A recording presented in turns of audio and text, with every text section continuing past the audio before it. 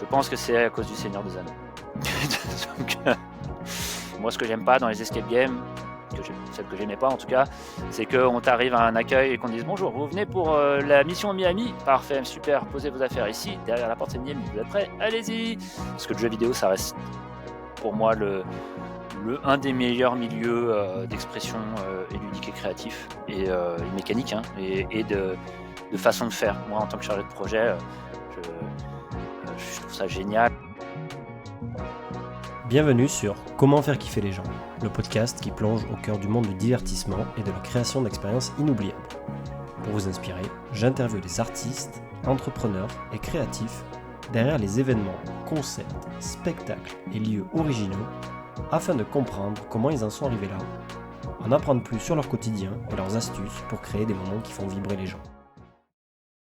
Bonjour à tous et bienvenue dans ce 17e épisode de Comment faire kiffer les gens. Aujourd'hui, je suis très heureux d'avoir Thomas Rochefort avec nous, qui est un entrepreneur créatif. Je suis très content d'avoir un créatif sur cet épisode. On va parler de loisirs urbains, parce que Thomas a fait plein de choses là-dedans, du bar à jeux, des jeux d'aventure, le dernier bar avant la fin du monde, Orbis. Enfin, il va nous raconter tout ça. Il a cofondé ces concepts et il en crée d'autres actuellement encore. Il nous a été présenté par notre créatif qui passera bientôt sur le podcast. Je tairai le nom pour le moment. Mais en tout cas, voilà, on va passer une heure ensemble, plein d'insights, plein d'infos, plein d'anecdotes carrière. Ça va Thomas? Tout va bien? Super, bah ouais, merci, salut Morgane, merci de me recevoir. Eh ben, écoute, c'est avec grand plaisir. Avant qu'on rentre un peu dans tous les sujets de kiff, de faire kiffer les gens avec tous ces concepts-là, est-ce que tu pourrais te présenter? J'ai fait une mini intro, j'ai pas été très exhaustif, mais en tout cas, je pense que toi tu peux l'être et tu peux nous expliquer un petit peu qui tu es, d'où tu viens et un peu ce qui a forgé ton parcours. On va partir de là. Alors partons loin, parce qu'effectivement, pour être exhaustif, je vais avoir besoin de dire plein de choses, donc je vais essayer d'être synthétique plutôt. On a un peu de temps. On a un peu de temps, t'inquiète pas. Non, ce qui est, je dirais un peu original dans mon parcours, c'est que j'ai commencé il y a longtemps, purement de ma passion et de mon intérêt. Donc quand j'étais jeune ado, j'étais très intéressé par la lecture, la fantasy, la science-fiction, tous ces trucs-là. Et je sais pas pourquoi, ça m'a paru être les trucs les plus intéressants plus que la littérature classique, quoi. Et j'ai une personnalité classique, justement plutôt côté littéraire, donc ça m'a, je pense, mené à des réflexions qui sont assez normales dans ce genre de choses, et des activités qui étaient autour du jeu, autour beaucoup de. Je suis un garçon des années 80, donc beaucoup de dessins animés, de télé. Donc, voilà, ça m'a fait infuser pas mal d'une culture qu'on dit aujourd'hui assez geek, je le revendique carrément, comme d'ailleurs ça m'a un peu poursuivi et ça a été un fil rouge. Ça l'est toujours. On peut le voir derrière moi d'ailleurs. Et donc grosse découverte à un moment donné de ma vie d'ado autour du jeu de rôle qui m'a même c'est même pas marqué, mais qui m'a façonné vraiment. Donc le fait d'être joueur, d'être meneur de jeu, de me plonger dans des univers et puisque c'est le principe du jeu de rôle aussi, de les créer et d'être actif au niveau de qu'est-ce qu'on veut faire, qu'est-ce qu'on veut dire, comment on fait pour faire vivre les choses et comment on met en œuvre des univers imaginaires, ce qui est la mécanique du jeu de rôle. Ça pareil, ça m'a vraiment complètement marqué et c'est, je pense, le cœur de ce que je fais, de ce que je suis aujourd'hui. Donc, C'était quel jeu? Bon, alors, j'ai commencé avec un truc qui s'appelle GURPS, que je pourrais vous montrer, le livre est là-haut justement. Bon non, les gens ne connaissent pas forcément, c'est un vieux truc qui était une mécanique de jeu universelle, générique, un universal role-playing system, un truc comme ça veut dire. Et ce que j'ai, dans les trucs connus que j'ai fait, j'ai beaucoup usé Warhammer, le vieux monde, la partie médiévale fantastique de Warhammer en jeu de rôle. Alors j'ai fait de la figurine beaucoup aussi, mais l'univers de Warhammer est pour moi un des meilleurs. Les campagnes de jeux Warhammer, on peut en parler pendant des heures. Et à une époque où, je le rappelle, puisque je suis vieux, il n'y avait pas vraiment de jeux vidéo autour de tout ça. Donc c'était un peu le seul accès vraiment à ces univers. Et il n'y avait pas de films, il n'y avait pas de séries, voilà, on n'y était pas encore. Tu joues Euh, comment? Parce que moi, hein je te vois, mais ceux qui écoutent, ils se demandent, mais quel âge a à ce monsieur? Quel âge a Thomas Rochefort? Là, je sais pas, mais je suis né en 1980. Donc après, la chronologie fait son œuvre, mais Ouais. moi, je suis resté bloqué par là de toute façon, hein. Donc, Mm. Et je dirais aux auditeurs que ça ne se voit pas. merci.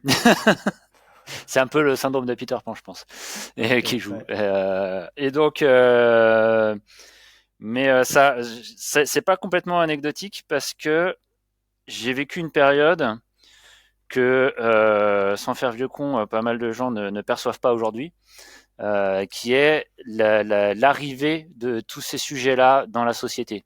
Les sujets des cultures de l'imaginaire, comme on dit, les sujets de la culture geek, de la science-fiction, de la fantasy dans la culture populaire, et comment les gens l'aperçoivent, la croisent, l'utilisent à différents niveaux, tant au niveau de ce qui est la base de l'intérêt loisir, de la consommer, on va dire, Mhm. mais surtout, en ce qui nous concerne, de la manière de travailler avec.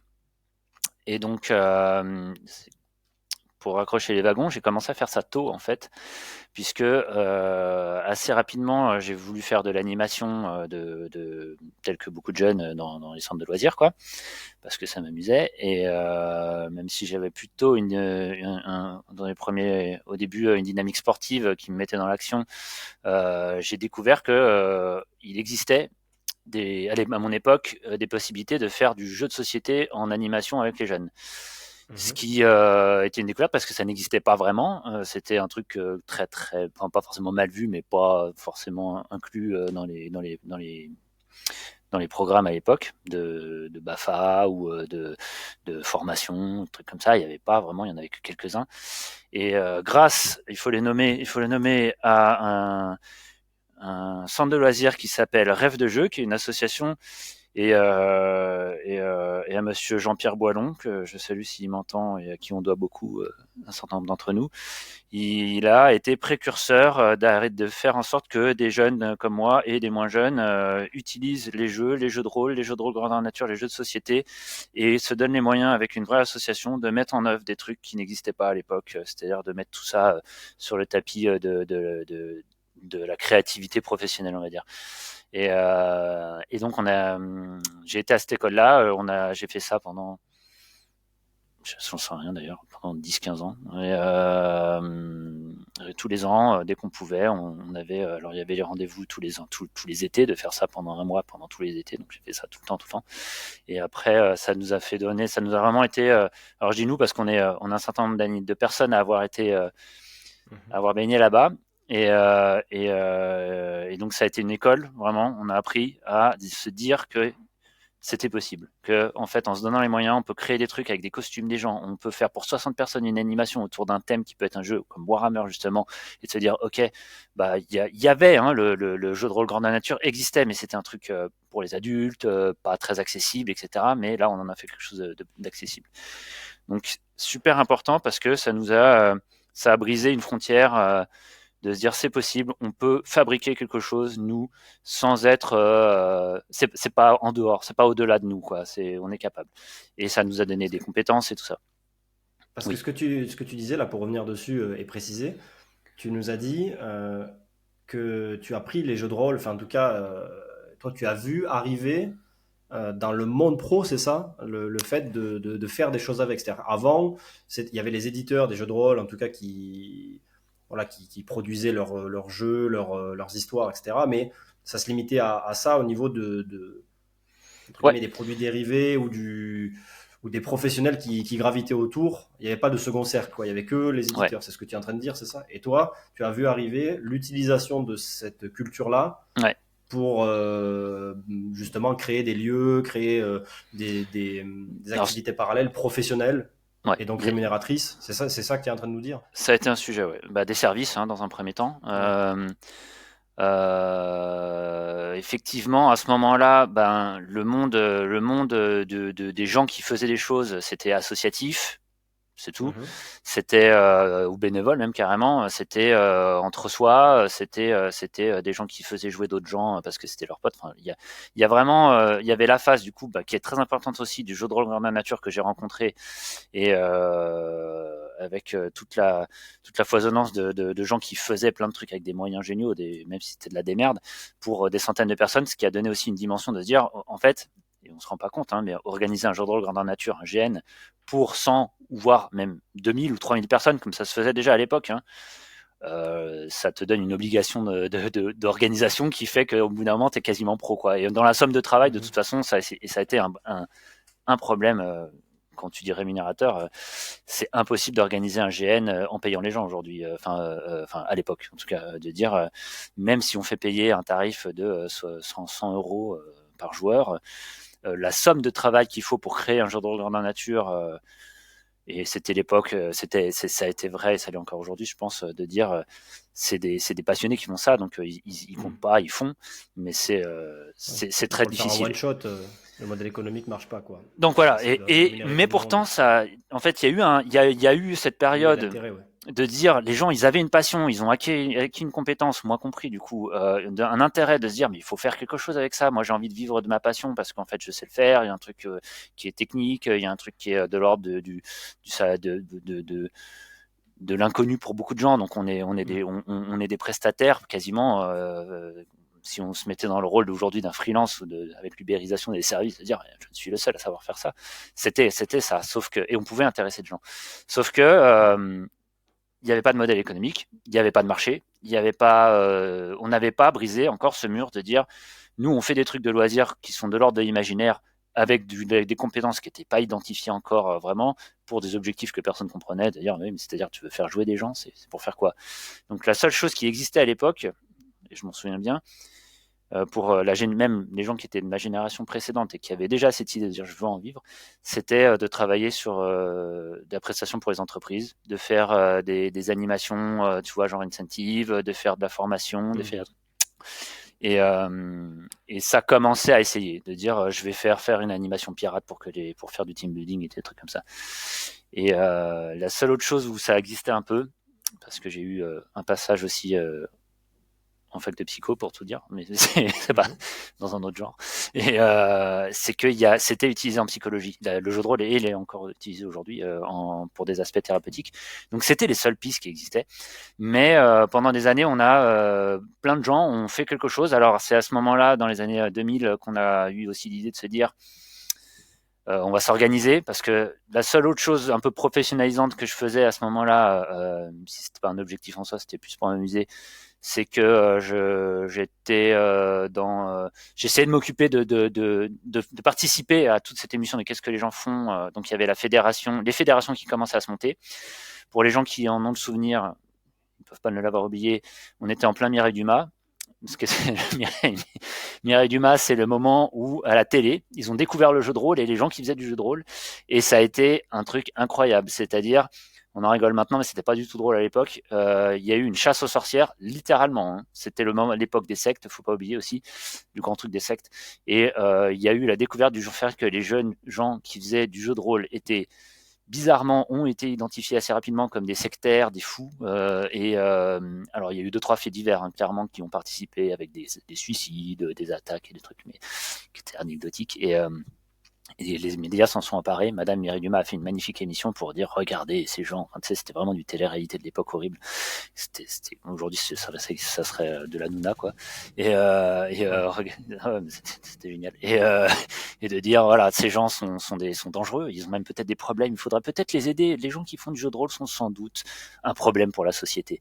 Et donc on était là genre what Ouais, carrément. avec quelques témoignages où ils prenaient de façon extrêmement pertinente d'ailleurs des jeunes très mal dans leur peau qui essayaient d'expliquer quelque chose qui était assez catastrophiquement montré. Alors pour caricaturer, ça faisait vraiment genre oui c'est vrai, le samedi soir je vais dans une église, on allume des cierges et on se prend pour des vampires et d'ailleurs mon maître m'explique ce que je dois faire et il est possible qu'on finisse tout nu à la fin. Alors là tu montrais ça à la télé, tu montrais ça aux parents, tu montrais ça aux responsables d'universités, de lycées, de MJC, qui étaient déjà en train de subventionner les ludothèques et les gens qui faisaient des jeux de rôle. Ils ont fait what, red flag, c'était pas possible, on arrêtait, ces gens-là sont fous, ne faisons pas ça.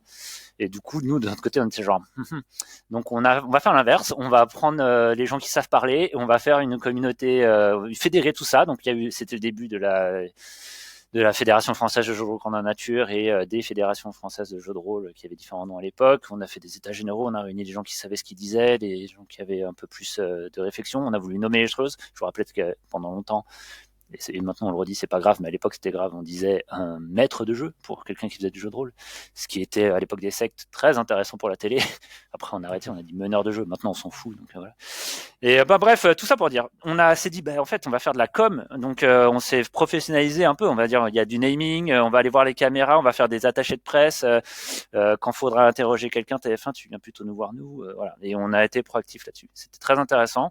Ça apparaît, ça a permis à plein de gens, dont moi, de se dire, il y a besoin d'avoir des compétences pour faire du loisir à un moment donné, quoi, en fait. Donc, Là, toi, tu bossais chez Rêve de Jeu, c'est ça en même temps? Enfin, les alors, étés, tu faisais quoi? ouais, alors moi à ce moment-là, j'avais ma vie de lycéen puis d'étudiant en fac et Ouais, donc c'est vraiment tout début des années 2000, quoi. ouais, ah oui, Ouais, ouais, ok. ouais, ouais, il y a une période large de 6 ans, je pense, dans tout ça. Hmm. Genre, j'ai pas une très bonne mémoire des dates en vrai, hein, donc je vais peut-être dire des conneries au niveau date. Et sans contexter il y a longtemps, mais bon. Le fait que ouais, tout ça s'est déroulé en un certain temps, mais moi, ce que je faisais, j'ai eu ces expériences de dire je faisais de l'animation. Après, je savais, bon, il a fallu que j'aille à la fac, mais en même temps, je faisais des jeux de rôle, je faisais des jeux de rôle grandeur nature, j'en faisais pour moi, j'en faisais pour les autres. Je commençais à me dire en plus, j'aime bien l'histoire, c'était mon truc de m'intéresser à la culture en général. Assez vite, j'ai arrêté la fac, ça ne me servait à rien et j'ai décidé que j'allais faire que de l'animation. Donc, je me suis engouffré dans l'animation même plus sérieuse, on va dire, qui était plutôt dans les musées. Donc, je faisais de la médiation Mhm. culturelle, en gros, quoi, pour des expositions, des musées, des trucs comme ça. J'ai passé après, j'ai voulu passer l'étape supérieure en passant par une école de tourisme à Paris. Et là, c'était assez cool. J'ai fait un diplôme de gestion de projet territorial et de mise en valeur de projet. Euh, Ce qui ne veut pas dire grand-chose, mais ça apportait une nouvelle idée de dire, avec votre créativité, avec des compétences, vous allez créer des produits touristiques. À l'époque, c'était du tourisme, Hmm. vraiment. Du Vous allez loisir aider des lieux touristique. qui reçoivent du public à se créer du contenu, à améliorer, et ça c'était vraiment le credo qui était très intelligent, améliorer tout ce qui est local pour que ça prenne une valeur et que les gens s'y intéressent. Quand je dis ça, c'est par exemple l'artisanat, la culture, le patrimoine, l'histoire, la géographie, les gens qui ont des métiers qu'on a envie de faire découvrir, enfin tout ce qui faisait qu'on pouvait mettre en valeur le tourisme localement. Et avec ça, moi qui étais à Paris et qui aimais bien, j'ai fait pas mal de guidage dans Paris pour les touristes étrangers. Et dans cette veine-là, j'ai assez rapidement pris ce qui me venait naturellement, de mélanger à la fois le sérieux de l'histoire et du guidage touristique avec de la créativité, de l'animation, de la mise en scène, de trouver toujours, je sais pas, c'est mon truc de me dire, je veux trouver la manière qui n'existe pas de faire les choses, quoi. Donc Hmm. je proposais quelque chose d'autre à chaque fois. Et puis je pense que c'est dans ma manière d'interagir avec les gens, j'aime bien être original, je pense. Mais donc voilà. Et le fait que ça a bien fonctionné, ça m'a rassuré aussi. Euh, un exemple,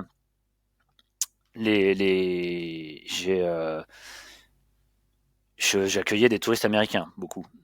Je leur faisais faire grâce j'étais avec des amis qui m'ont aidé, bien sûr. J'ai trouvé du réseau. C'était le début du boulot, quoi. Et je n'ai pas choisi spécialement les Américains, mais c'est ce qu'on m'a proposé de faire. Et c'était assez génial de voir à quel point eux, ils voyaient le pays de façon complètement caricaturale, hein. Et pourtant, c'était de l'américain cultivé, hein. Parce que Mhm. j'ai un peu été aux États-Unis moi-même. Tout le monde n'est pas cultivé. Tout le monde ne sait pas ce qui se passe chez nous là-bas. plutôt pas beaucoup de gens. Du coup, ils étaient très contents de voir des caricatures, des trucs du genre, ils arrivent à l'aéroport, ils voient un couple qui s'embrasse, ils sont là genre, oh, that's so Paris. Genre, ah bon, très bien, ok. Love in Paris, it's not the same. Mm-hmm. Du coup, j'ai rebondi là-dessus, ça m'a amusé. On a créé des circuits où on les a fait jouer à la pétanque, ils ont bu du kir, on leur mettait des bérets, ils étaient à fond, ils adoraient. Alors là, et ça, c'est intéressant parce que même encore aujourd'hui, je fais alors s'il te plaît, drive-moi quand je pars trop loin. Mais ça me fait dire qu'aujourd'hui, il y a pas, je réexpliquerai où j'en suis maintenant, mais j'ai un peu la boucle qui se boucle justement. Je suis rentré en contact avec les gens avec qui je faisais ça à l'époque, et certaines agences n'ont pas évolué leur circuit depuis 20 ans. Ils font faire toujours les mêmes trucs. Et ils en sont désespérés. Ils sont là, genre, mais ok, ça te dirait pas, Thomas, de venir nous voir pour qu'on puisse peut-être réactualiser nos circuits parce que on voit bien qu'il y a des nouveaux trucs, tout ça, mais on maîtrise pas. Genre, il y a de nouvelles caricatures à découvrir. Bah ouais, on va en parler justement de comment tout ça se réinvente, mais ouais. Et donc ça, c'est ton commencement. Voilà, donc bon, j'étais là-bas. Touristique. Ouais, et puis proposer et essayer de trouver comment utiliser toutes ces choses que je faisais moi et que plein de gens ont essayé de faire dans un moment où il n'y avait pas encore trop débouché. Donc je rencontrais des gens qui ont commencé à bosser enfin c'était mes amis qui commençaient à essayer de proposer leur service comme on disait. Il y a pas mal de choses qui n'ont pas marché parce que c'était difficile de vivre sa vie, mais à l'époque là-dessus. Et donc on faisait ce qu'on pouvait d'une manière ou d'une autre tous de notre côté. Il y a eu un moment donné, je pense, qui a été un vrai changement radical. Je vais essayer de pas me mélanger les pinceaux sur les dates, mais il faudra vérifier. Je pense, ça va vous faire rire. Je pense que c'est à cause du Seigneur des Anneaux. Donc, je pense qu'à ce moment-là, Peter Jackson a permis au monde d'apprivoiser la fantaisie et les univers en général d'imagination face à un public qui n'était pas spécialement tout public, c'était de la niche, encore la fantaisie et la science-fiction. Et là, ça a rompu un truc parce que tous les gens qui vivaient de ça ont commencé à parler aux autres et n'étaient plus complètement anecdotiques. Donc ça a fait quoi? Ça fait que il y a plein de trucs qui sont mis en place. Ça a été la montée en puissance des cultures en général de l'imaginaire. Ça a été la montée en puissance des jeux de société, des romans, des séries, des livres, des jeux de rôle, des films et des jeux vidéo. Le jeu vidéo entrait chez tout le monde. Le jeu vidéo, c'était plus du tout un truc de nerd, ça commençait à être le truc normal. Et pareil, ça faisait qu'on avait des ponts dans tous les sens pour pouvoir parler et utiliser des mécanismes à la fois des sujets et à la fois des méthodes, c'est-à-dire faire jouer et de différents types de manières. Parce que encore une fois, tu disais aux gens, vous allez participer, vous n'êtes pas juste spectateur. C'était pas évident jusqu'à une certaine époque. Parce que là, tu parles de quoi là? Donc tu parles de assez général. Le Seigneur des Anneaux arrive, donc on est au début des années 2000. Ouais. Et là, toi, professionnellement, ça veut dire quoi? Ça veut dire que le fait on sentait bien qu'il y avait la société allait commencer à accepter des gens qui n'acceptaient pas avant, avec des sujets et des propositions qui n'allaient pas être acceptées. Je sais, aujourd'hui, on peut le dire comme ça un peu rétrospectivement. À l'époque, il n'y avait rien d'évident. Mais et pourquoi quoi exactement? Il n'y avait pas beaucoup de débouchés à l'époque. Tu étais auteur ou tu étais un peu créatif. Tu pouvais faire un peu de jeux vidéo, c'était très garage encore. Tu pouvais faire un peu de hauteur de jeux de société, c'était aussi très garage. Tu n'avais pas trop d'autres choix. Et à part bosser en MJC, d'être animateur ludothécaire, c'était pas, il n'y avait pas beaucoup de possibilités. Donc ça a beaucoup évolué. Et à ce moment-là, plutôt que de se dire justement, essaie de trouver ton métier en proposant un service spécifique, etc. Ça m'a un peu changé d'idée. Moi, ce qui m'a intéressé, c'était plutôt de dire ces gens, ils vont commencer à avoir besoin de se retrouver. Ils ont un truc qui les lie. Ça va être une culture commune. Euh, Hmm. ça va être quelque chose qui va être plus de l'ordre de la réalité que juste Communautaire, ouais.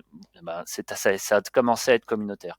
Mais communautaire réel, c'est-à-dire que ce Hmm. n'était plus juste des gens qui se correspondaient à l'époque c'était des forums, enfin tu vois, enfin ça commence à être concret.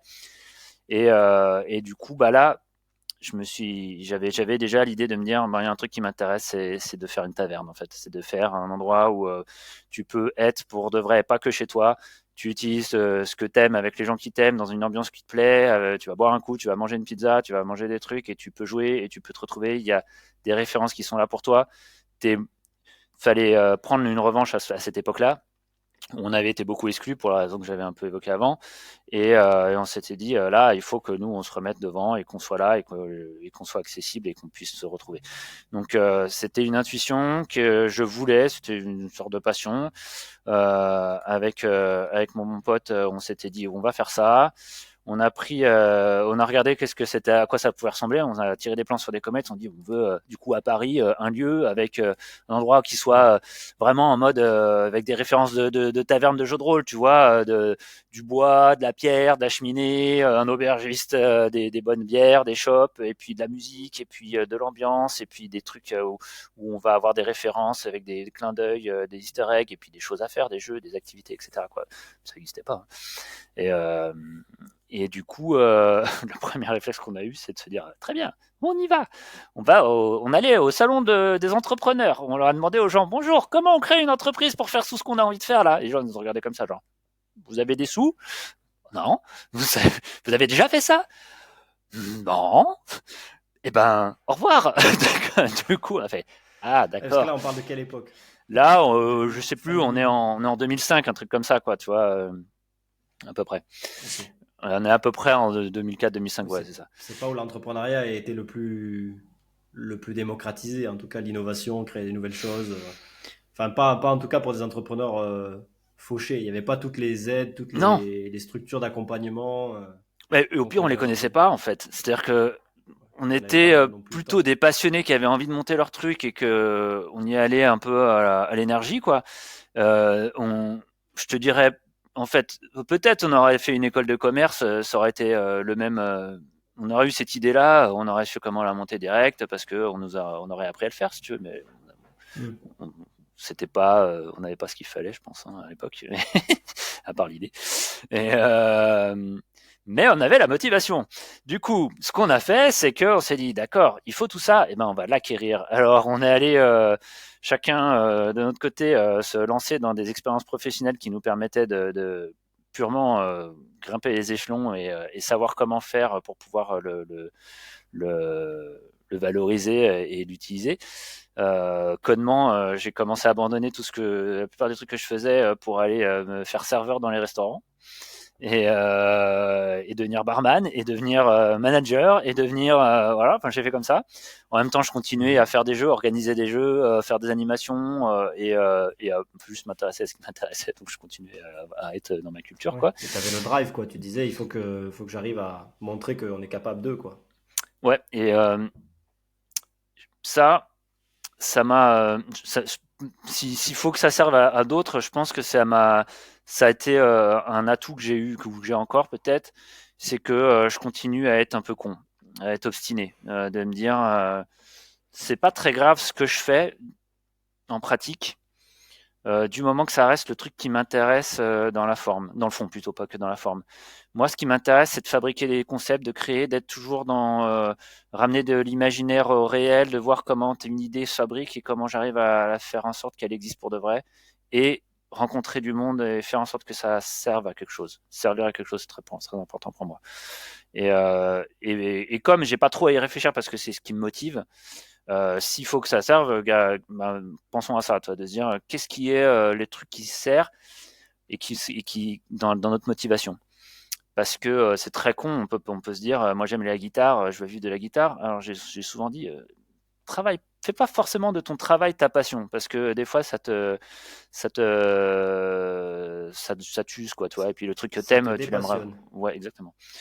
Ouais, moi, ça m'est Donc arrivé un peu avec l'automobile, hein. J'ai fait beaucoup de trucs là-dedans et c'est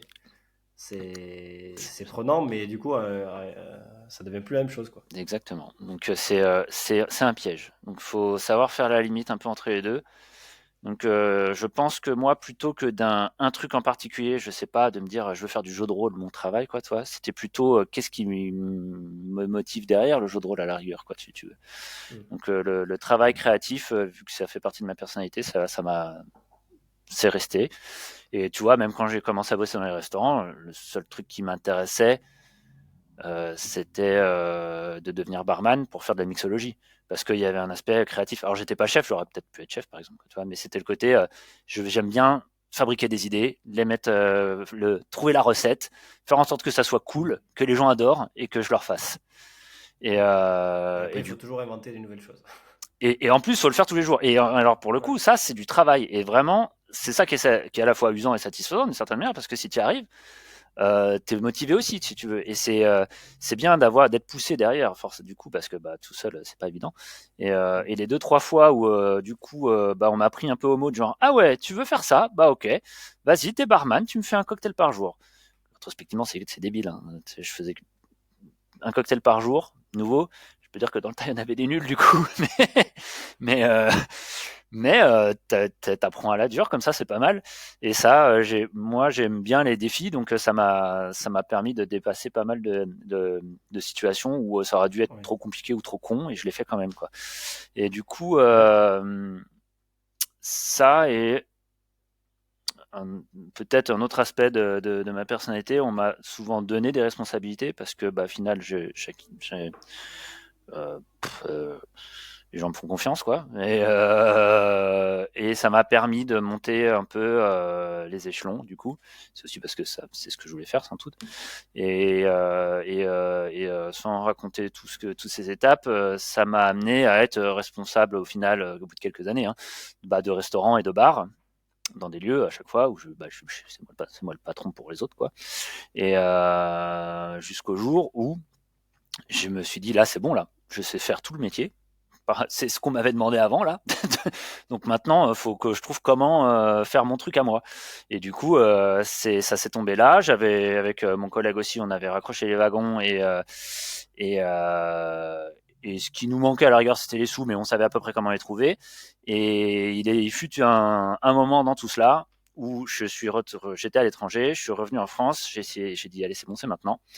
Et à ce moment-là, je reparle avec tous mes amis de l'époque dont on parlait précédemment, qui avaient commencé à faire du travail dans le jeu, etc., qui avaient plus ou moins réussi tous ou pas. Et donc là, on est en 2011. Et, Et c'est là euh, qu'arrive le dernier bar avant la fin du monde. et là, C'est je ça? reçois un coup de fil de mon pote qui me dit, écoute, là, j'ai rencontré Cédric Littardi, je sais pas si tu le connais, bah, je trouve que oui, je le connaissais. Et parce que 10 ans avant, Qui on est? faisait du GN Qui est ensemble, ce? donc on était de la Ouais. même communauté.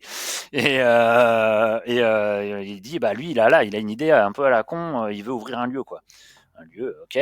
Mais il a un endroit, il a une idée, il a un concept, mais ça ressemble vachement à ce que tu m'as raconté. Et du coup, ouais, effectivement. Et là, par contre, il lui manque des gens pour le faire parce qu'il sait pas forcément le faire. Donc, du coup, j'ai appelé Cédric Tardy, j'avais son numéro, et je fais salut. Du coup, je crois qu'on a la même idée. Du coup, il faudra peut-être qu'on se retrouve. Et c'est très bien. Du coup, Cédric, qui est une figure incontournable des cultures de l'imaginaire en France, puisque c'est lui qui a participé à faire arriver les mangas en France. Mhm. Je vous laisserai taper sur Google pour savoir qui il est, mais c'est un gros entrepreneur du monde des geeks. C'est vraiment une des plus grosses figures, quoi. Donc il a des Ok. moyens et il a surtout le drive de mettre en œuvre ce qu'il veut faire. Et à ce niveau-là, ben, du coup, c'était déjà lancé. On a juste euh, on a continué, il n'y avait rien installé encore. Hein, à ce moment, ils m'ont dit, on a ce local-là, il y avait plein d'associés, tous avec à peu près la même histoire que ce que je viens de raconter, mais de façon différente. On était tous de la même génération, de dire, ah, on veut notre revanche, on veut faire notre truc, on a des idées, chacun veut ramener ses compétences. Alors, il y en a qui s'étaient lancés dans la décoration, dans la communication et tout ça. Et c'est drôle, c'est à ce Mhm. moment-là que bah, vraiment les Et du planètes se sont coup, alignées. Et, Qu'est-ce que c'était ce concept? Explique-nous un petit peu alors l'idée, c'était comment il s'est la monté. revanche des geeks. C'était vraiment de dire là, on sait, on se rend compte qu'on a tous la compétence et qu'on a un moyen et qu'on a un moment, Ouais. parce que ça se ressentait, de se dire on veut notre lieu, on veut un endroit qui soit communautaire, fait pour nous, avec les moyens pour que ça soit un vrai truc important. On a plein d'idées géniales qu'on veut mettre en œuvre et elles étaient super bonnes. C'est pas n'importe quoi. Il y avait un ensemble de gens.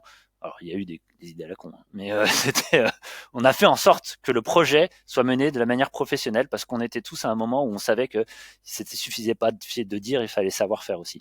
Et du coup, ben voilà, les idées se sont rassemblées, les compétences se sont rassemblées. On a fait des travaux avec des idées pour que nos références s'incarnent, le lieu vive. On a ramené des gens, des communautés, des noms. Et quand je dis communauté, c'est autant du public que les premières stars de l'époque qui ont commencé à graviter dans le milieu des cultures d'imaginaire. Alors, faudrait que je fasse de l'archéologie, mais on était genre à l'époque le joueur du grenier, c'était un truc énorme. Mhm. Quand il est venu chez nous, la rue était Mais, remplie vous, entière. mais c'était quoi du coup le dernier bar Alors à la pardon, fin du monde? excusez-moi, Parce que du coup, on ne sait pas là. Tu je nous saute parles les des étapes. idées Eh géniales ben, et tout ça. effectivement, donc on a vu un local à Paris qui était une ancienne galerie d'art toute blanche, il y avait rien, c'était un truc pleinement central, donc c'était absolument très très important qu'on soit très accessible, avec une grosse façade en pleine rue à Châtelet, et l'endroit donc devait être une ambassade. Et il y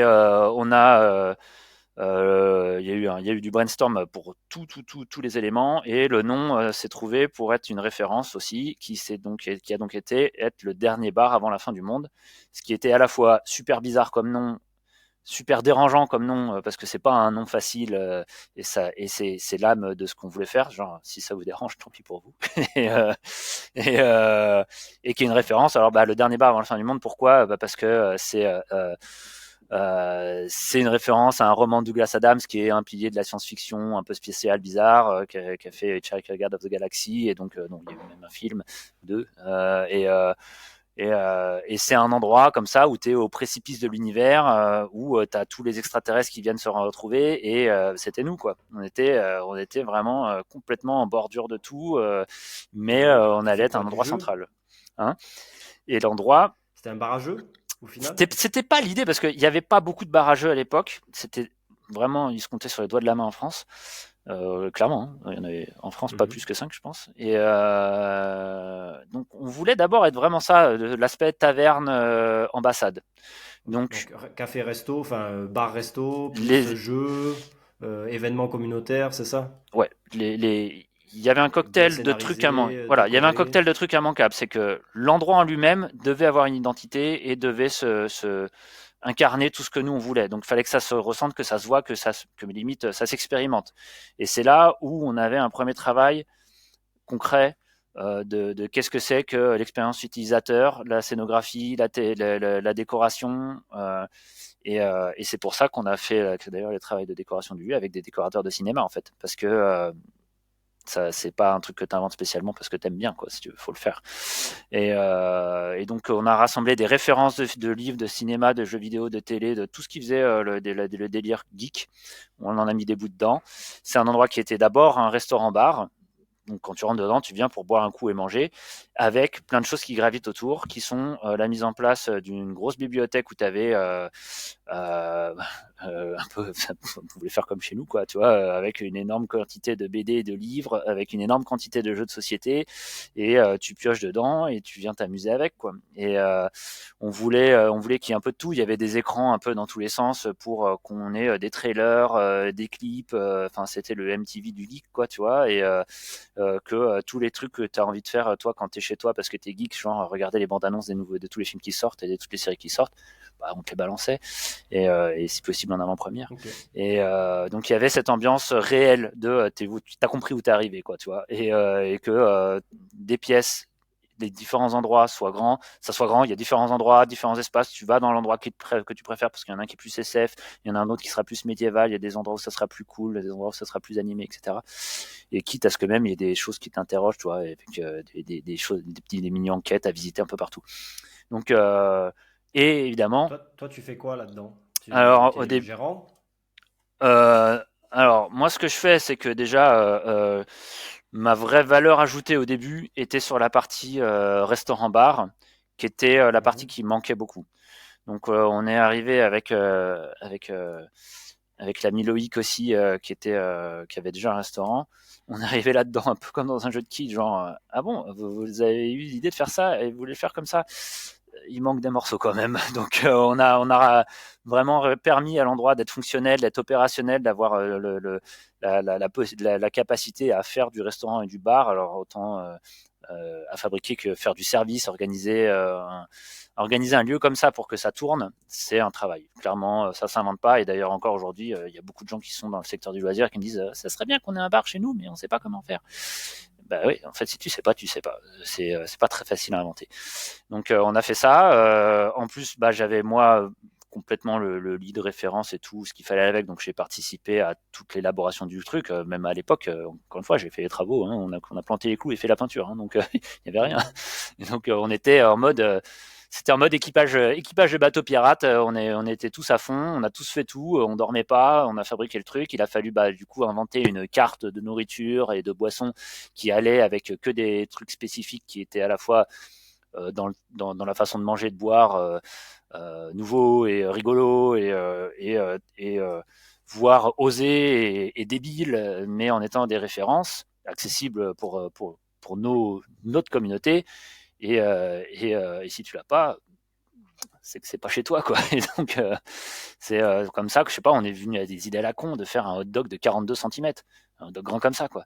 Pourquoi 42? Parce que c'est pareil, c'est toujours Douglas Adams, c'est la référence, 42, le chiffre magique, de la réponse à l'univers, la vie, la question, Ouais, mais c'est ça qui est pourquoi. intéressant au final dans le kiff et dans l'expérience, quoi. De se Et dire, voilà. Mais tu nous, t'adaptes à ton audience.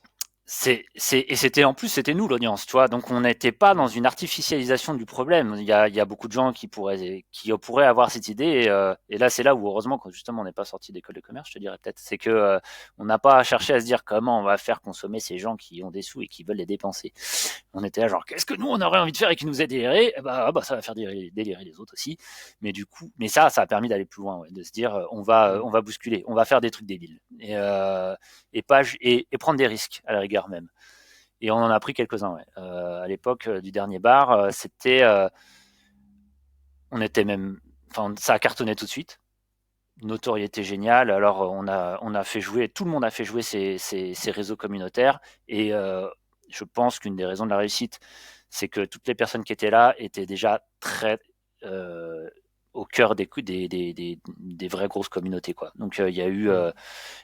on connaissait tout le monde. On connaissait tout le monde à l'époque. On avait la capacité de dire à des gens, des acteurs, des réalisateurs, des youtubeurs, des auteurs, enfin tout le monde, on en avait la capacité d'aller les voir et de leur dire tu veux pas venir faire un truc chez moi parce que ça serait top là. Ouais, encore On une fois, voudrait que ça se... l'importance du réseau, quoi. Voilà. Et en même temps, du coup, Réseau, influence, réassurance. ça a fait que les gens se déplaçaient chez nous. Ça a fait que Mm. l'endroit est devenu vite the place to be, mais vraiment quoi. Et c'est devenu the place to geek du coup à l'époque. Et voilà, ça a tabassé. On avait et mais pendant comme ça. Alors du coup, moi, qu'est-ce que je faisais? Bah au début, on était tous un peu en train de ramer. Assez vite, on s'est organisé. Je suis devenu directeur du lieu, donc je m'occupais du lieu. Alors, techniquement, pour ceux qui veulent savoir, Cédric bon, je ne vais pas rentrer trop dans les détails, mais il y avait une structure gérante qui faisait la gestion réelle Mm. légale, qui faisait donc l'administration du lieu. Et sur place, je faisais la direction opérationnelle. Donc, je m'occupais du lieu, de tout son fonctionnement, de ce qu'on y fait, comment, avec qui, etc., etc. Du coup, il y avait une organisation un peu comme ça du quotidien. C'est quand même un gros bar et il a fallu le faire tourner. Vous J'ai avez combien fait de places? Bah, ça dépend. Alors, ça a dépendu des époques. Mais on a commencé en prenant toute la place du trottoir qui était assez grand et en blindant un peu partout. À l'intérieur, il y avait encore beaucoup de canapés au début. C'était un peu idyllique. Et je me souviens pas exactement combien il y avait de place. Franchement, je, Une euh, centaine? ouais, c'est largement, c'était plus que ça même. On était sur 150 et un truc comme ça. Ouais. Enfin, beaucoup plus que ça même. Ça allait à 200, je pense. Mais parce que du coup, il y avait le rez-de-chaussée, le premier sous-sol, le deuxième sous-sol, le fameux deuxième sous-sol où on avait un deuxième bar, trois salles, la salle médiévale, le trône de fer, enfin qu'on avait fait forger et tout ça. Et là, les gens défilaient, se prenaient en photo, ils venaient costumés, ils venaient comme ils étaient. Et du coup, tous les jours où on était ouvert, l'hiver, et moi, mais je te jure, qu'il vente, qu'il pleuve, qu'il neige, littéralement, il y avait la queue. Devant, il y avait la queue. On était obligé de faire, on a dû inventer un système pour faire rentrer les gens, dire bah il n'y a pas de réservation, en fait, vous faites la queue et vous rentrez quand c'est possible. Et du coup, ça désemplissait pas. Ça nous a vite rassuré sur le fait que ce qu'on faisait c'était sympa, mais aussi qu'il fallait que ça fonctionne économiquement. Donc le truc un des points d'origine du projet était que fallait que ça soit un maximum gratuit. Toutes les actions, toutes les activités et tous les services en dehors de la bouffe et du restaurant étaient un maximum gratuit en fait. Donc on avait Ok. une programmation culturelle, on avait une accessibilité aux jeux, à la bibliothèque, un certain nombre de trucs. Tout ça c'était pas payant. Et donc Ouais. Il fallait consommer, c'est tout quoi. ouais, on essaie, le bar avait été, c'était de l'éclic de l'époque, hein, de se dire, bah, en fait, le bar va être le moteur économique et non Ouais. pas un bar à jeu où tu payes du jeu de société et peut-être tu peux acheter une canette, comme ça se faisait encore dans les boutiques à l'époque. Mm. Donc l'inverse. Et c'est pour ça que le restaurant et le bar devaient fonctionner de manière ultra pro et de manière, Yes. enfin, il fallait que ce soit le moteur. On arrive, enfin là il nous reste une vingtaine de minutes, juste pour Merde. accélérer un petit peu. Non, c'est pas grave, c'est très intéressant. On est on est sur un format plutôt court, parce que tu as fait plein de choses après aussi, donc j'aimerais Ok, qu'on parle. oui. Rapidement, du coup, sur le bar enfin, le dernier bar à la fin du monde, toi t'en es parti après, ça s'est arrêté, vous les avez revendus, et qu'est-ce que tu en retiens et qu'est-ce que tu as fait après? Voilà, 15 000 questions en une Ouais. pour, Alors en deux mots, pour faire la liaison. Le DB ça existe toujours. Ok. C'est donc allez-y, il y a pas de problème. Il y en a même un à Lille qui existe toujours, qui existe aussi. Ça cartonne, c'est très bien, allez-y.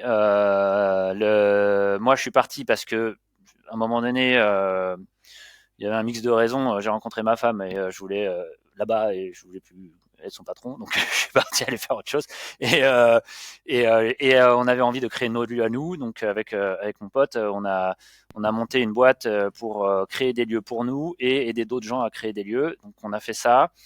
Euh, Ça a été quelques années un peu compliqué parce que du coup on était dans l'entrepreneuriat plus concret. Là, Mais du il a fallu service faire là, du fonctionner. coup, plus, Ouais. non? Alors il y avait à la fois du service et à la fois faire fonctionner des restaurants à nous, Hmm. Ok, ce qui est pas toujours double facile. casquette. Enfin, c'est clairement c'est un sacerdoce d'avoir un C'est deux métiers, établissement. ouais. Ouais, et puis c'est comment dire, quand c'est du quotidien, c'est chez toi, tu es obligé d'y être pour que ça marche. Il y a pas de, c'est une vocation. Hein. C'est-à-dire que si t'es pas toi dans le truc, ça marche pas. Donc voilà, bon bref. Et Ouais, surtout avec les horaires dans le loisir pour adultes, entre guillemets, il faut c'est ça, fixer le soir, quoi.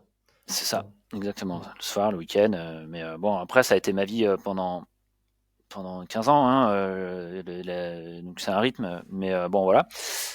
Et jusqu'à ce que, pour la faire courte, je te passe sur les différents établissements qu'on a créés qui étaient très bien, dont la plupart n'existent plus aujourd'hui. Ok. Et Les bars à jeux, c'était ça, ouais, non? voilà, il y a du bar à jeux, des bars cocktails, des bars événementiels.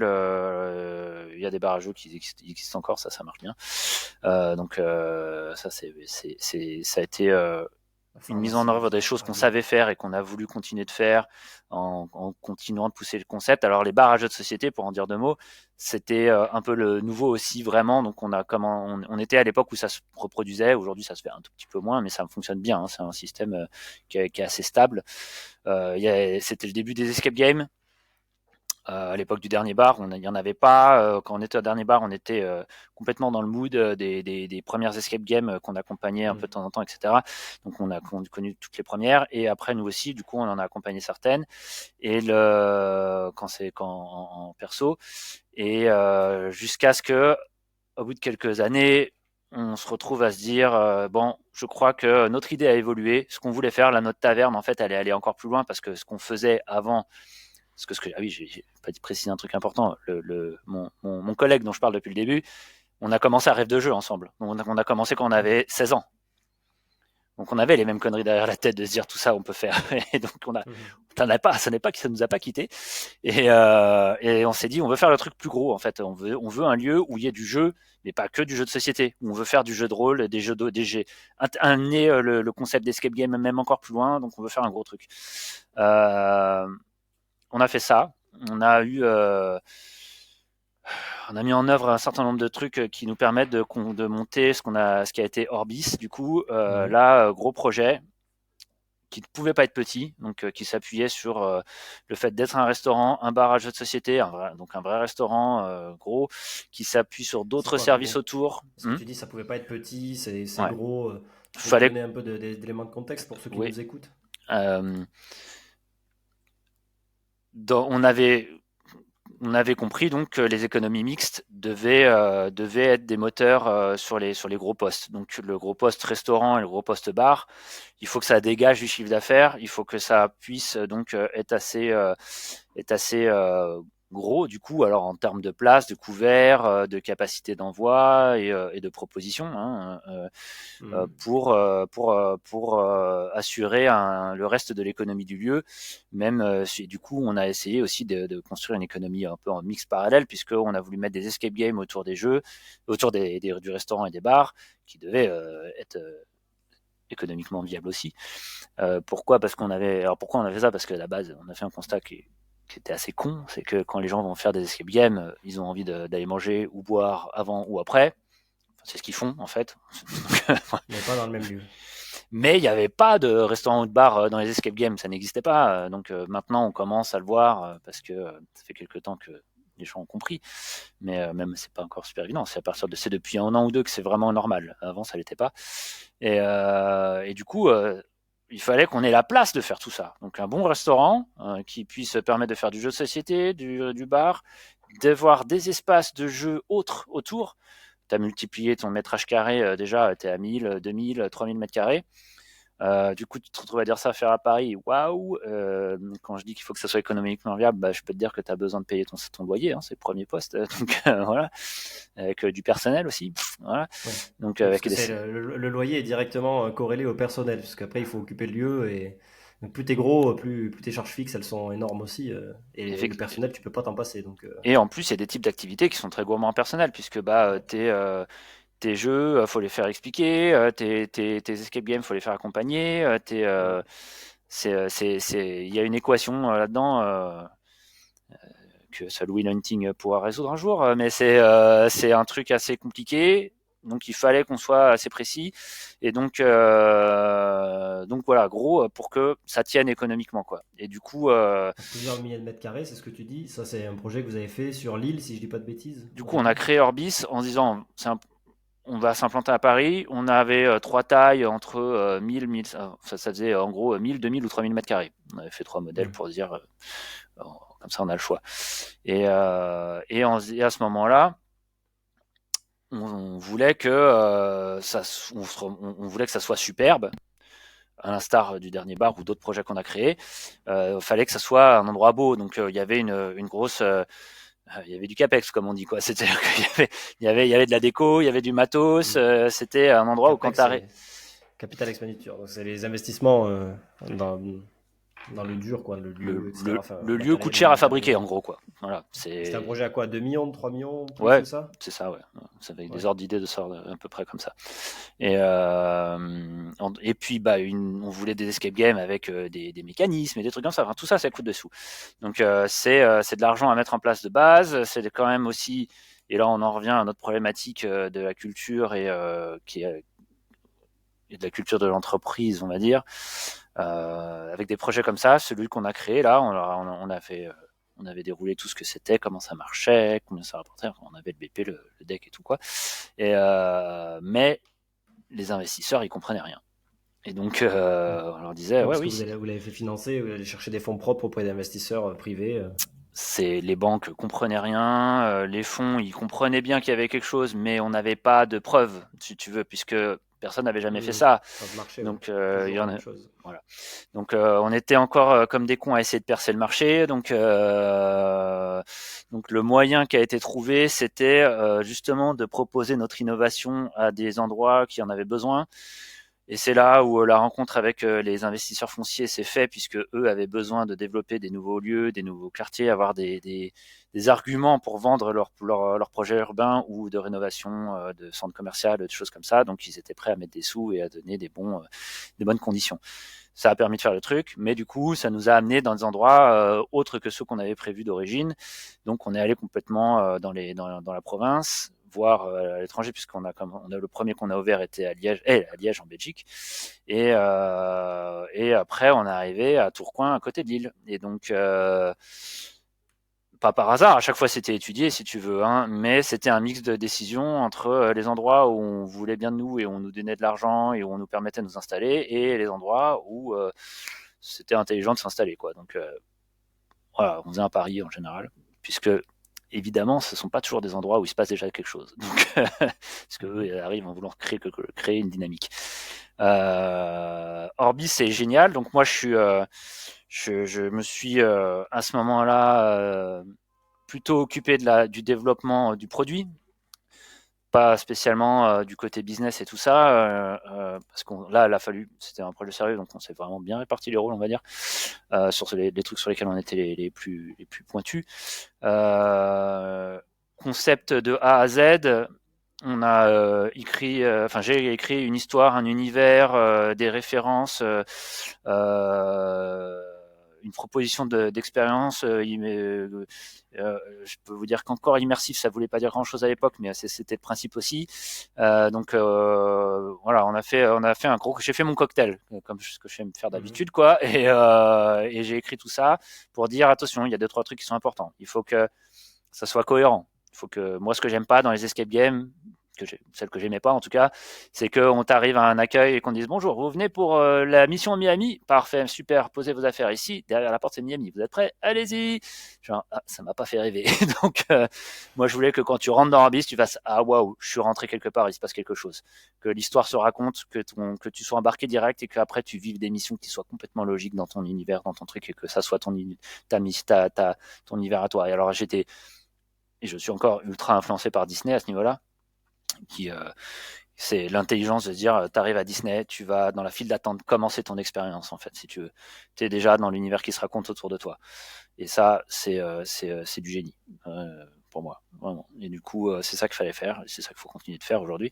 Donc l'expérience narrative, l'expérience de jeu, l'expérience client général, ça c'était un gros bout du projet que j'ai fait. On a pris plein de prestataires pour faire un certain nombre des choses qui sont dedans, parce que on peut pas faire tout seul. Orbis ne s'est pas construit, on n'a pas à nous internaliser tout. Ça aurait pu, mais c'est pas comme ça qu'on a fait. Donc on a bossé avec plein de boîtes et on a créé le Vous lieu. avez mis combien de temps à faire ça, du coup? Le développement a duré 3 ans à peu près. La conception 1 an et demi. Et après, les travaux à chaque fois, en gros 6 mois, quoi. C'est à peu près ça. Et jamais correctement ou bien. Les travaux, ça a toujours été une catastrophe. Et donc bisous à tous les gens qui ont souffert. Et donc et le fait que on a quand même réussi à faire ça. Et malheureusement, Paris pas très gagné, puisque la finalité, je vais pas. J'aimerais bien tout expliquer ce qu'on a fait dans Orbis, parce que ça vaudrait le coup. J'ai pris trop de temps sur le reste, je crois. Mais donc des escape games, hein, à chaque fois un peu entre l'expérience immersive. Donc on n'a même pas appelé ça escape game au début. des jeux d'action qui n'étaient pas non plus des escape games, mais plutôt du action game, les gens savaient pas ce que c'était. Du coup, on arrive avec une proposition. Fort Boyard, on va dire quoi. C'était il y avait une sorte de Fort Boyard, Pour exactement. caricaturer, ouais. Ouais, non, mais vraiment, hein, le concept ça, c'était. T'as des jeux Voilà. d'action, de réflexe, De types différentes, avec des trucs qui peuvent être très escape game parce qu'on a voulu un panel qui plaise à tout le monde, quoi. Des trucs qui soient très narratifs, des trucs qui soient plus action. On a été jusqu'à dire on veut faire notre phare, et ça c'est le chef-d'œuvre, on va dire. On a fait un truc avec une expérience de 2 heures qui vraiment t'es dans un film, quoi. 2 heures, 10 salles, des acteurs, des décors, différents types de gameplay, un truc incroyable. Et 700 mètres carrés. Et au final, trop compliqué. Ouais. Alors, sinon, vous n'avez pas eu le Covid aussi? On est arrivé juste après le Covid. On a ouvert après le Covid. Ouais. Et donc là, tu disais raté, enfin Paris raté, ou en tout cas quelque chose comme ça? Ouais, on a ouvert 1 an d'écart les uns des autres, et on en avait un autre en chantier. Mais on est quand même en crise économique. Allez, il n'y a pas que notre faute. Allez, une des raisons, il y a plusieurs raisons, je vais résumer vite fait, qui sont pas certaines, ça serait super si on savait pourquoi ça n'a pas marché exactement, mais des raisons principales, on était en plein chantier quand il y a eu la crise mondiale, en fait, donc à la fois guerre, à la fois post-Covid, et à la fois inflation, donc augmentation des coûts de 30 à 40% partout, indisponibilité du matériel, des boîtes qui ferment, bêtement, hein, dans le BTP et tout ça.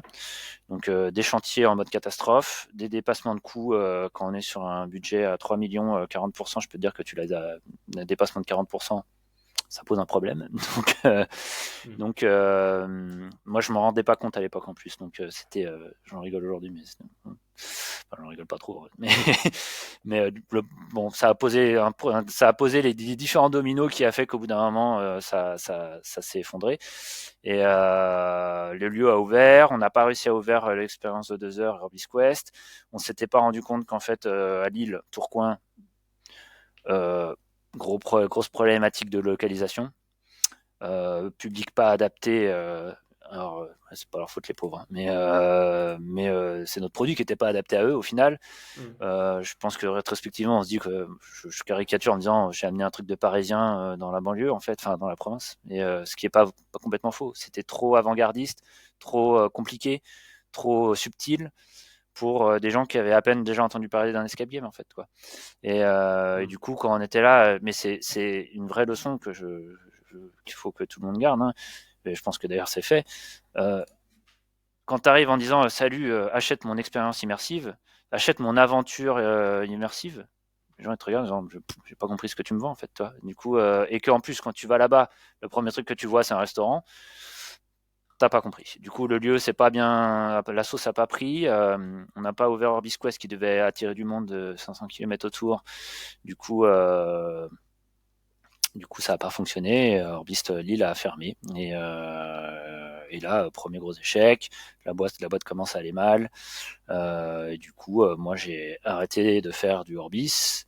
Il reste Orbis à Liège. Courage, les gars. Vous avez un bon produit. Continuez là-bas. Les gens, allez-y, c'est chouette. Le flagship s'éteint. Le projet d'un autre lieu s'éteint. La boîte diminue complètement parce que ça change de configuration. On ne va pas rentrer dans comment on organise un business aujourd'hui, mais vous vous doutez que ça ne pouvait pas fonctionner comme c'était prévu. Donc voilà, on change un peu de crèmerie. Moi, je m'arrête là. Donc je suis toujours actionnaire. C'est moi qui ai créé les trucs. Donc je suis fondateur, quand on en parle, je suis là, quoi, tu vois. Mais mon poste de direction de contenu n'existe plus. Moi-même, maintenant, ça me permet de faire autre chose. Ce qui, pour être positif, est pas plus mal. Au final, maintenant, ce qui m'intéresse, je me suis posé des questions, du coup, comme beaucoup de gens qui ont des problèmes dans leur boîte. Qu'est-ce que je fais dans la vie? Il y a quelques mois, je me dis, je vais faire un CV, je vais postuler pour des jobs. Si vous avez bien suivi, j'ai pas fait ça depuis 15 ans. J'ai que travaillé dans mes boîtes. Donc voilà. Ouais, on connaît ça ici aussi. Ouais. Donc ça m'a un peu laissé perplexe. Genre, merde, comment je fais pour expliquer pourquoi je veux faire ce travail-là? Mais c'est super utile au final de passer par là.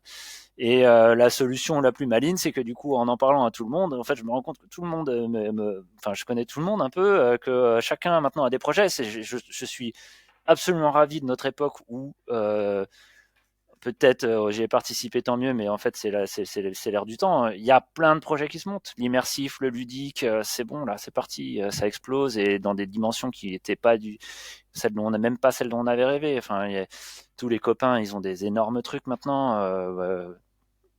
Bravo à Batman. Et, et donc peut-être que le sujet reviendra. Et donc On aura ça dans un autre épisode. voilà. Et Hashtag Thibaut. ouais, hashtag Thibaut, et David et tous les autres, mais c'est le fait que voilà, c'est les licences prennent parce que les gens connaissent, donc ils adhèrent. C'est super que Batman ça existe, mais ça revient à tout ce qu'on disait avant. La culture geek aujourd'hui, c'est pour tout le monde en fait, et on peut faire ça pour tout. Les expériences immersives, même dans la conso quotidienne, les gens ils vont faire un truc en week-end, ils savent pas quoi faire le samedi soir, ils vont faire le dernier truc des sculpteurs de rêve, j'en sais rien.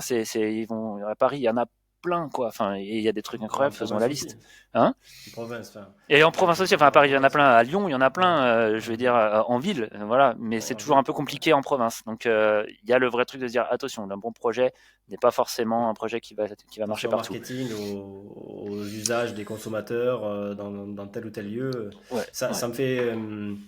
ça fait une belle, comment dire, belle transition par rapport à quelques dernières questions que j'aimerais te poser. On se laisse encore 10 petites minutes sur voilà, qu'est-ce que tu retiens de toute cette carrière, tes conseils, ce que tu fais aujourd'hui justement, parce que tu es directeur créatif, c'est ça un peu pour des projets, tu aides Ouais. des gens, tes consultants, Mm. avant peut-être de remonter des choses à toi, c'est de ce que j'ai compris. C'est ça. Euh, voilà.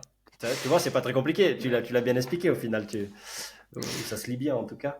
Voilà. Qu'est-ce que tu retiens Ben, qu'est-ce que tu pourrais dire à ceux qui nous écoutent, qui sont peut-être dans le milieu ou qui ont envie d'y aller, mm, ou qui sont justement peut-être moins créatifs, voilà.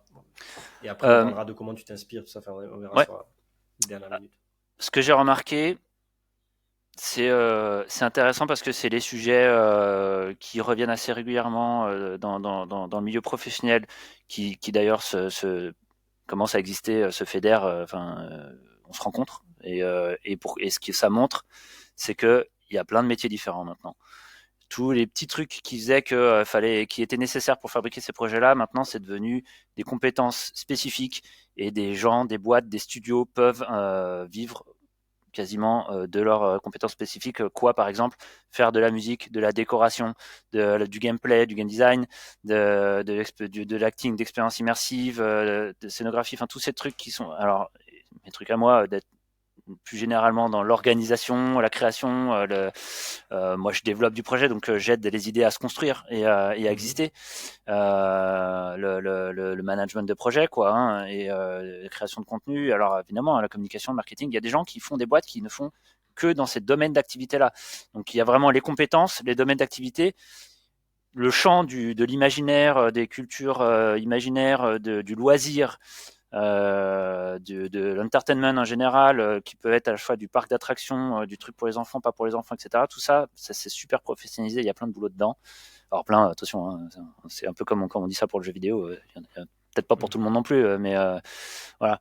Donc ouais, et il n'y a pas encore trop d'écoles, donc ceux qui ont appris avant, comme moi, ont une petite longueur d'avance. On a de la chance, mais il y a des écoles qui commencent à s'ouvrir autour de ça. Donc ça, c'est aussi intéressant. Intéressez-vous aux écoles de jeux vidéo qui commencent à apprendre à faire des escape games aux gens. C'est pas forcément intuitif, mais c'est comme ça que ça marche. Et Ouais, game design, mécanique de jeu, tout ouais, c'est ça. ça. Ouais, ouais. Mais c'est vrai, hein, quand tu dis, putain, je voudrais faire du game design, je voudrais créer des escape games, on dit, ouais, il y a une école de jeux vidéo. Il y a un bug dans l'histoire, quoi, tu vois. Donc, voilà. Mais ouais, c'est vrai, c'est ça. Et, euh, et du coup, bah, le fait qu'il y ait tout ça, ouais, les gens, faut les rassembler aussi. Donc, il y a des projets où il y a plein d'idées qu'il faut et plein de morceaux, et c'est encore comme un cocktail. Un cocktail, c'est pas acheter des trucs dans un verre, quoi. C'est savoir comment, dans quel sens, euh, faire en sorte que ça soit joli, bon et que ça intéresse. Donc ça c'est mon job de aussi, vu mon parcours, arriver à décortiquer les idées. En tant que directeur créatif, il y a des gens qui viennent me voir avec des idées juste. Mais ça ressemble à du marketing de pub ou de produit d'ailleurs. Hein. Genre, bonjour, j'ai un parfum, qu'est-ce que j'en fais? Bah, ok, qu'est-ce qu'on va en faire?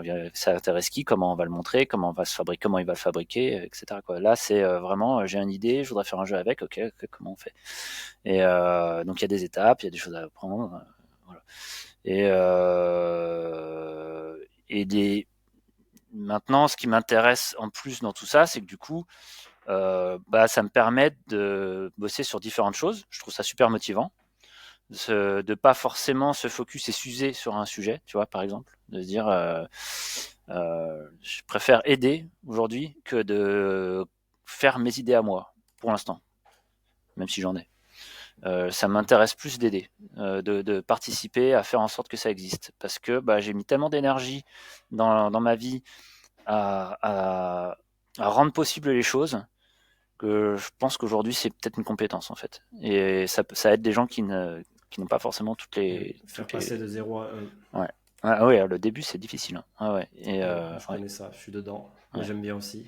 Ouais. Il faut l'aimer justement, parce que si tu l'aimes pas, c'est une étape particulière qui a besoin d'un peu de rigueur, bizarrement. Enfin, les deux trucs, rigueur et créativité et un peu de vision. Adaptabilité. Ouais. Ouais, bah ouais, mais pour avoir de l'adaptabilité, il faut savoir faire plein de trucs. Il faut être souple, quoi, agile. Et voilà. Comment le Thomas d'aujourd'hui ou d'hier peut-être s'inspire et crée? Qu'est-ce qui l'inspire? Comment il fait? Je vois que tu as plein de livres, plein de trucs Ouais. derrière toi. Bah, Tu consommes les contenus ouais. immersifs des autres aussi, j'imagine, Ouais, peut-être? carrément. Ouais, ouais. Obligatoirement, je suis sur un métier passion, donc c'est pas trop dur. Je fais les trucs qui m'intéressent. Faut quand même que je me force à garder un œil sur tout, évidemment. Voilà, ça c'est important pour être au Ouais, tu as top, une quoi. routine? Peut-être un peu, tu te dis toutes les semaines, il faut que je Ouais, fasse quelque chose ou... ouais, ouais. J'invente rien. Hein. LinkedIn, c'est très important. Et pour garder un œil sur ce qui se fait en avance, parce que c'est là où les créateurs et les entrepreneurs qui ont trouvé une idée commencent à manifester ce qu'ils font. Forcément, même avant ça, garder le contact avec tout le monde, parce que un milieu en vrai, j'ai remarqué qu'entre créateurs, entre développeurs de lieux, etc. C'est une communauté en soi, quoi, tu vois. Donc on se raconte un peu. Oh bon, on se regarde un peu de travers aussi, hein, genre savoir qui Ouais, va c'est comme ça dégainer en qu'on s'est premier. rencontrés au final. Et ouais, carrément. Mais du coup, Les bien auditeurs ne le sûr. savent pas, je suis en train de monter quelque chose aussi là-dedans, petit à petit. Et comme on a commencé à en parler, euh, c'est peut-être mon travail, mais je suis le premier à être absolument content de parler avec les autres de ce qu'ils font, quoi, tu vois. Et quitte Ouais, bien à, sûr. comme je dis toujours, parler des idées, c'est gratuit. Enfin, tu vois, c'est cool. Moi, je trouve qu'il n'y a pas de compétition. On est dans un milieu où on est en Ouais, c'est ébullition, tellement donc dur. allons-y, quoi, tu vois. C'est tellement dur de faire déjà que si t'en parles pas, Mais ouais, justement, ne pas en parler, ça rend plus dur c'est la mise en place au final. je trouve À ça moins que tu aies rassurant. déjà de l'argent illimité, de l'expérience illimitée. Ouais. euh, voilà quoi. On se rassure les uns les autres un petit peu peut-être. C'est notre cercle des poètes disparus. Là, on est en mode toi aussi, t'as une super idée qui est difficile à mettre en place. Ah ouais, moi aussi.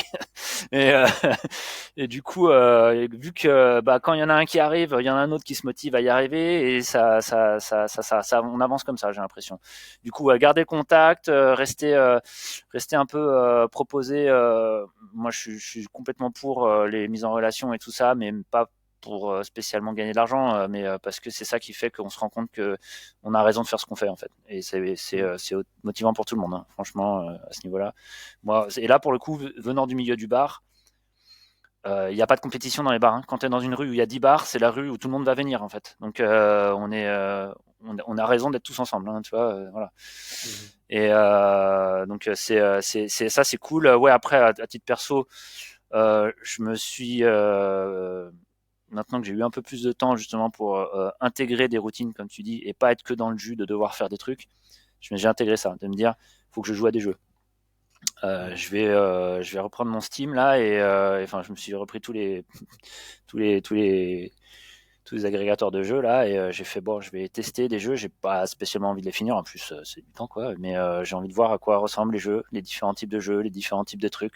Parce que le jeu vidéo, ça reste pour moi un des meilleurs milieux d'expression et ludique et créatif et mécanique hein, et de façon de faire. Moi, en tant que chargé de projet, je, je trouve ça génial, la professionnalisation que c'est donné le milieu du jeu vidéo pour faire en sorte qu'il y ait des énormes trucs qui fonctionnent. Quoi. Alors, on a carrément à apprendre de ça à tout niveau.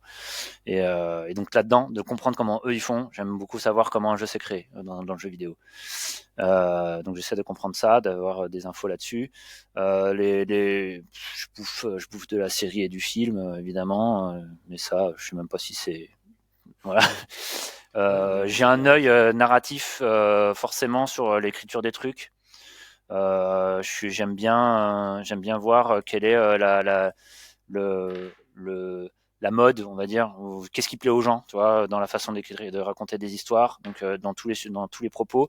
Et du coup, je m'intéresse pas mal à la muséographie en ce moment, puisque l'immersion, comme on l'a dit, l'expérience immersive en ce moment c'est le grand truc. Donc il n'y a pas que du jeu, il y a du vivre et de faire. Moi c'est vraiment le truc auquel je crois le plus.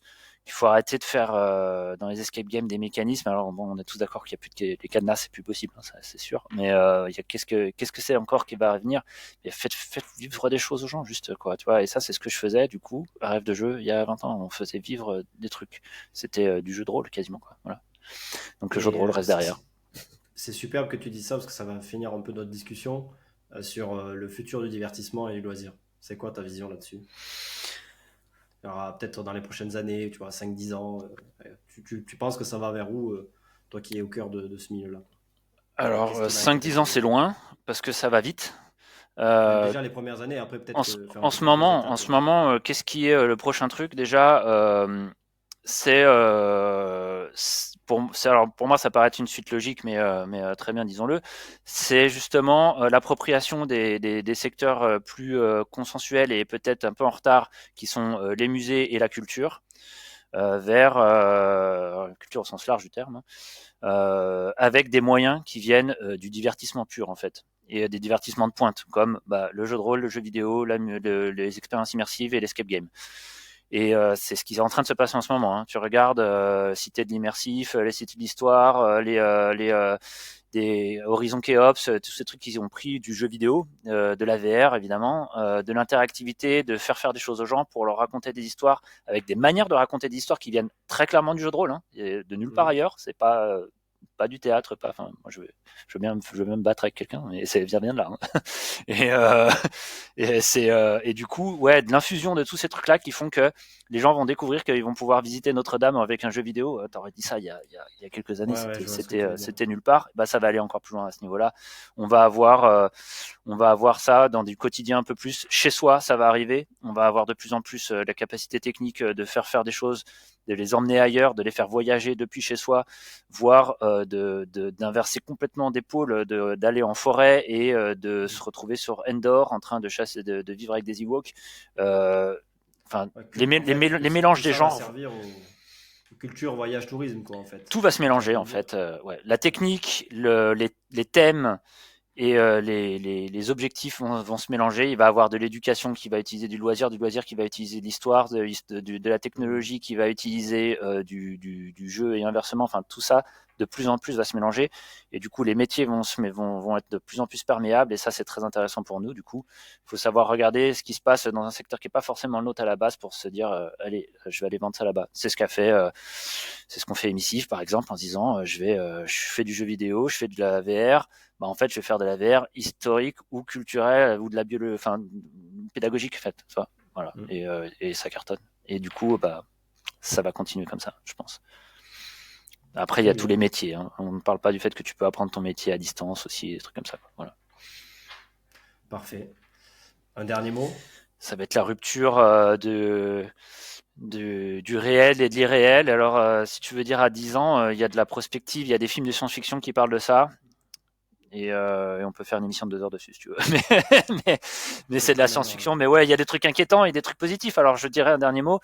Tout ça pourrait mal se passer, mais il faut que ça se passe bien. Donc il y a comme l'écologie, il y a qu'à nous de faire. En fait, c'est ce qu'on décide qui va se faire dans la vie.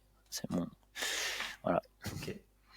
Eh ben, écoute, merci pour ton temps, pour cette infusion créative et ces histoires de vie pro. Voilà. Avec grand plaisir. On suivra tes projets. LinkedIn, tu disais du coup, Thomas Rochefort. Ouais, carrément. Bah voilà, donc si c'était pas clair, je suis indépendant et au service de tout le monde. Pour le moment. Tant que j'ai le temps, voilà. Nickel. Bon, ben merci pour ce temps, très cool. Avec plaisir. On se tient au courant et très vite, bien sûr. Cet épisode. Au plaisir. On se dit à très vite pour de prochains épisodes, prochaines histoires. Salut Tom. Bye bye. Merci à tous d'avoir écouté cet épisode jusqu'au bout, j'espère qu'il vous a plu. N'hésitez pas à mettre un avis et un commentaire sur votre plateforme favorite, Apple, Spotify, Deezer et d'autres. Il y a aussi des versions vidéo courtes sur Instagram ainsi que la version longue sur YouTube du podcast. Si vous avez un projet ou idée d'événement, de lieu de loisirs, de concept de divertissement que vous souhaitez concrétiser, si vous avez besoin de renfort sur un événement pour de la gestion opérationnelle, ou enfin si vous avez besoin de créativité pour créer une expérience client de dingue afin de faire kiffer les gens, notre expertise pourrait vous être utile. N'hésitez pas à nous contacter à l'adresse hello, HE2LO, @cfklg.com. Merci beaucoup et à très vite.